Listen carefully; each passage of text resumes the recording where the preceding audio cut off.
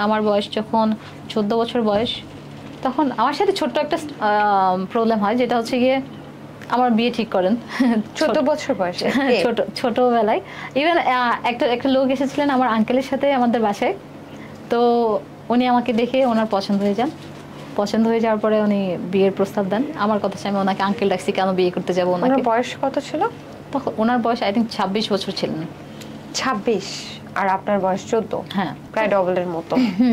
তখন আমার কথা আমি ওনাকে আঙ্কেল ডাকছি, আমি তো বিয়ে করতে পারবো না। সো এই নিয়ে আমাদের ফ্যামিলিতে অনেকটা হচ্ছে গিয়ে একটু জোরাজুরি, মানে একটু কনজারভেটিভ, তো তারা ভাবছে যে মেয়ে বড় হয়ে যাচ্ছে, দুষ্ট হয়ে যাবে, কিংবা কেউ কারোর সাথে পালিয়ে যাবে, সো বিয়ে দিয়ে দেওয়াটাই বেটার। তো ইভেন আমি ওই সময়টা একটু একটু উগ্র টাইপের ছিলাম বলতে, আমার সাজুগুজু করে ঘুরতে ফিরতে ভালো লাগতো।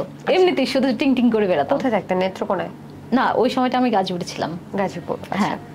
তো এমনিতে টিং টিং করে বেড়াতাম দেখে এটা সবার চোখে পড়তো। ইভেন অনেকেই বলতো যে মেয়েটা সারাক্ষণ ঘুরে বেড়ায় সুন্দর করে সেজে গুজে।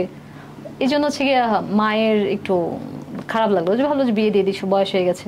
কারণ আমাদের এলাকায় হচ্ছে ছোট ছোট মেয়েদেরকে বিয়ে দিয়ে দেয়, ছোট মেয়ে ছেলে সবাই হচ্ছে আমাদের এখানে খুব কম বয়সে বিয়ে করে ফেলে। সো তখন বিয়ে ঠিক করে, তখন আমি হচ্ছে বিয়ে করবো না দেখে আমি বাড়ি থেকে পালিয়েও যাই। আচ্ছা। হ্যাঁ, ওই 14 বছর বয়স? আমি বাড়ি থেকে পালিয়েও যাই, যে আমি অ্যাকচুয়ালি আমি গিয়েছিলাম মরতে। আমি পালানোর কোনো চিন্তা ভাবনা ছিল না, মরতেই গেছিলাম। দেন আমাকে একজন হচ্ছে বাঁচান বলতে, আমি ব্রিজ থেকে জাপ দিতে গেছিলাম, কারণ আমি বিয়ে করবো না। আমি খুব, এটা আমার কাছে খুব কষ্ট লাগছিল যে আমি এই বসে বিয়ে করবো না, আমাকে জোরাজুরি, মানে আমার জোরাজুরি করলে ভালো লাগে না কোনো কিছু। সো তখন মরতে গেছিলাম, তখন আমাকে একজন মানে বাঁচানোর পরে উনি অপরিচিত। হ্যাঁ, তো উনি ব্রিজ থেকে লাফ দিচ্ছিলেন। এটা নাওজোর কড্ডা একটা ব্রিজ আছে গাজীপুরে, নাওজোর কড্ডা একটা ব্রিজ আছে, ওই ব্রিজটার নামই কড্ডা ব্রিজ।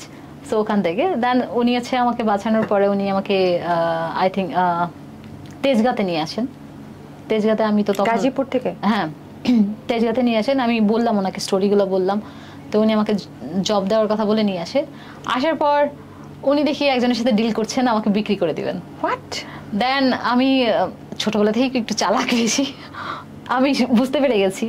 বুঝতে পেরে যাওয়ার পরে হচ্ছে গিয়ে আমি ওখান থেকে হচ্ছে গিয়ে সাইড কেটে গেলাম। দেন আমি একজন পুলিশের হাতে পড়ি। কিভাবে বুঝলেন আপনি যে বিক্রি করে দিচ্ছে? মানে কি ধরনের কথাবার্তা বলছেন?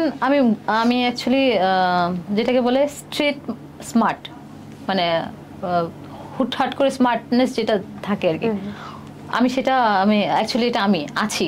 সো আমার হচ্ছে কেউ আমার ব্যাপারে কিছু বলছে কিংবা ই করছে, আমি সেটা অবজার্ভ করতে পারি। সো আমি যখন অবজার্ভ করতে পেরেছি, ইভেন যার সাথে ডিল করছিলেন উনি হচ্ছে আরেকজনের সাথে কথা বলছিলেন, ওই লোকটা হচ্ছে পুলিশ ছিলেন। সো পুলিশ বলতে হাবিলদার টাইপের কিছু একজন ছিলেন। তো উনি আমাকে বললেন যে তুমি আমার সাথে চলো। তো উনি ওনার বাড়িতে নিয়ে যায়, ওনার ওয়াইফ ছিলেন। তো ওখানে আমাকে কিছুদিন রাখার পরে আমি ওনার কাছে আপনাকে সেল করে না, ওনার কাছে ছিলেন, ওই সেলারের কাছ থেকে নিয়ে চলে গেছে। আমরা পালিয়ে গেছি, আবার ওই পুলিশের সাথে আমি চলে গেছি। দেন হচ্ছে উনি তো আর আমাকে পাইনি খুঁজে। দেন পর হচ্ছে আমি ওই ওনার বাড়িতে থাকি। ওই পুলিশের সাথে আপনার পরিচয় হলো কিভাবে? আমি বুঝতে পারিনি।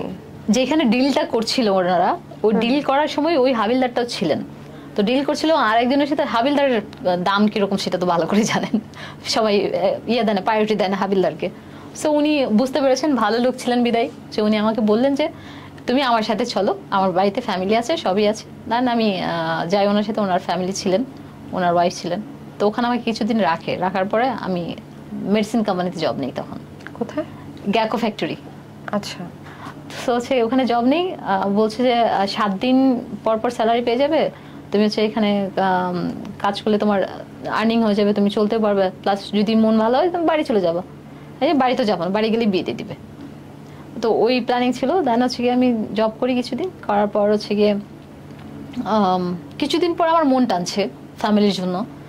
আর ওদিক দিয়ে আমার মা খুব কবিরাজ টবিরাজ সব কিছু করে ফেলছে, অনেক খুঁজছে। ইভেন আমার সেই ব্যাপারটা খুবই কষ্ট লাগছে, আমার মাকে আমি এত কষ্ট দিছি, যেটা হচ্ছে গিয়ে আমার মা ইভেন পতিতালয়েও গেছে আমাকে খুঁজতে। ইভেন হচ্ছে গিয়ে বিভিন্ন মাজারে গেছেন, বিভিন্ন অনেক জায়গাতে খুঁজে বেড়াইছে। কবিরাজরা বলছে এখানে গেলে পাবেন, ওখানে গেলে পাবেন, অনেক খুঁজছে। সেটা আমার খুব খারাপ লাগছে। তখন আমার একদিন খুব মন টান ছিল যে আমি ফ্যামিলির সাথে কথা বলবো, আমি আমার ছোট খালামণির সাথে দেখা করতে চাই। গিয়ে খালামণির সাথে দেখা করার পরে খালামণি আমাকে একটা বকা দেয়।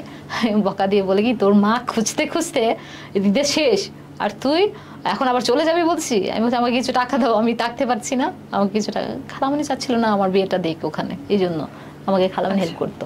মানে সেই সময় কি টাকার সমস্যায় পড়ছিলেন? হ্যাঁ, একটু টাকার সমস্যায় পড়েছিলাম। সো দেন হচ্ছে গিয়ে পরে ওখান থেকে হচ্ছে গেলাম, যাওয়ার পর মা যখন আসলেন, আসার পর তো গলা জড়িয়ে কান্না, আর বিয়ে দিবে না এই সেই।